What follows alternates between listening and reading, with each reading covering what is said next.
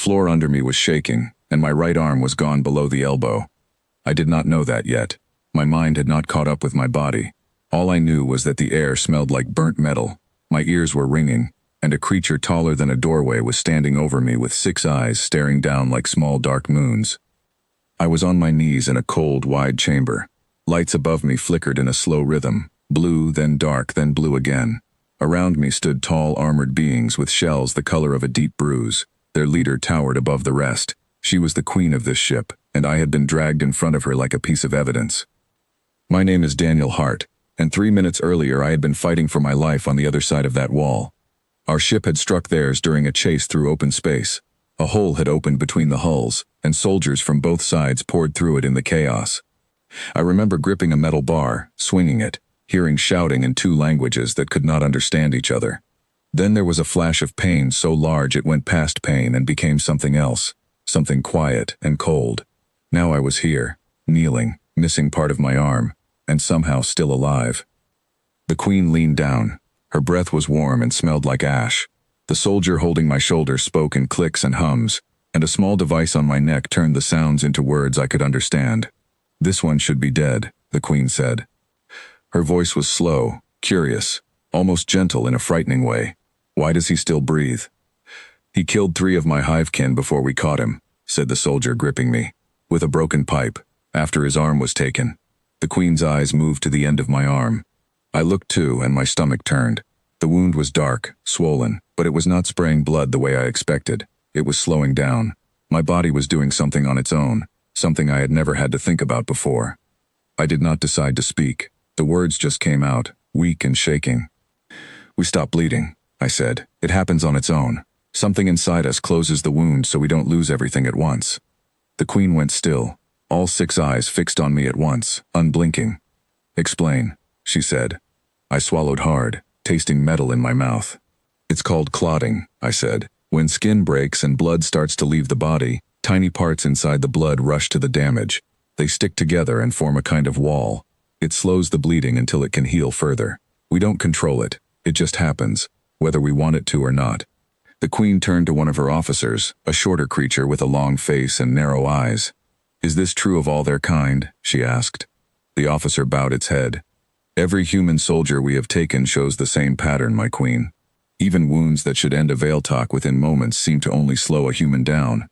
The queen's clawed hand moved close to my face, not touching me, just studying, the way someone studies a puzzle they do not like the answer to. "Your body refuses to accept its own death," she said. "It does not wait for permission, it does not wait for courage. It simply continues." I did not answer. My vision was starting to blur at the edges, and I was fighting to stay upright. My blood pressure was dropping, my skin felt cold, and my thoughts were slow and heavy, like wading through water.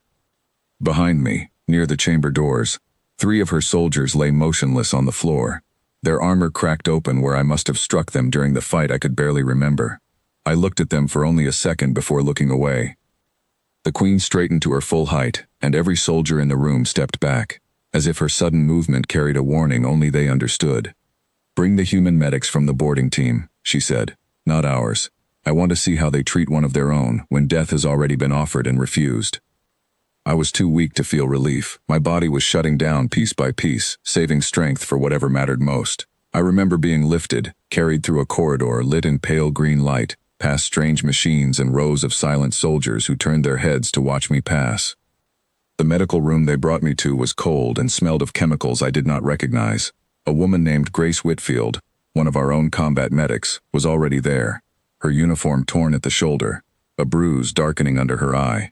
She had been captured earlier in the fight, and the sight of her steady hands was the first comfort I had felt since the battle began. She knelt beside me immediately, her fingers moving fast and sure. "Stay with me, Daniel," she said. "Look at me, not at your arm." I tried to focus on her face instead of the pain rolling through my body in waves.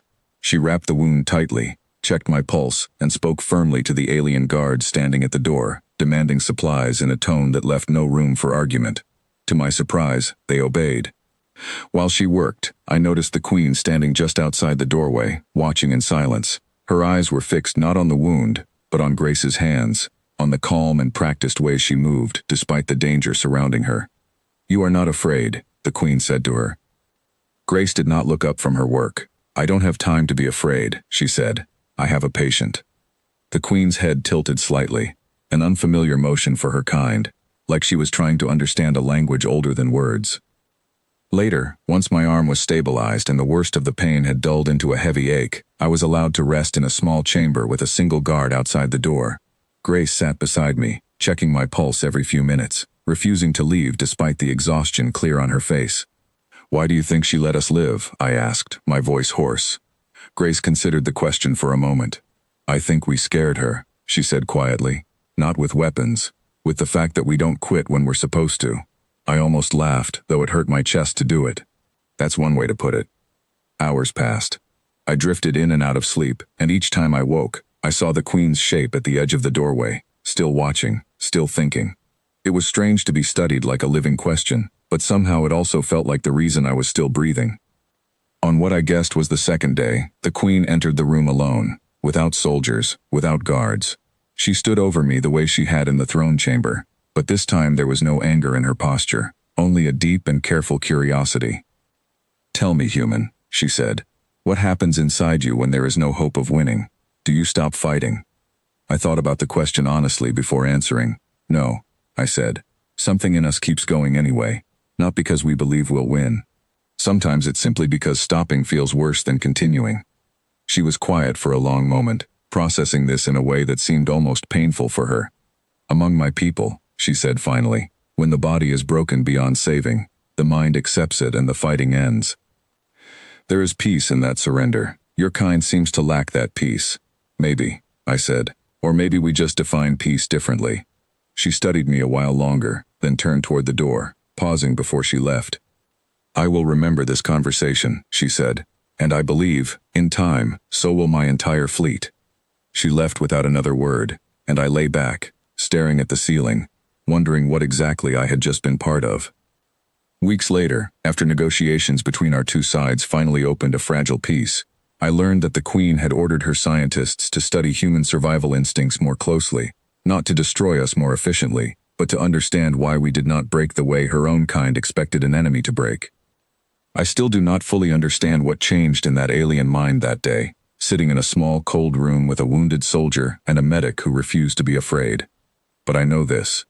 When I close my eyes even now, I remember 6 eyes staring down at me, not with hatred, but with something closer to awe, as if she had just discovered that the universe was far stranger and far tougher than she had ever imagined.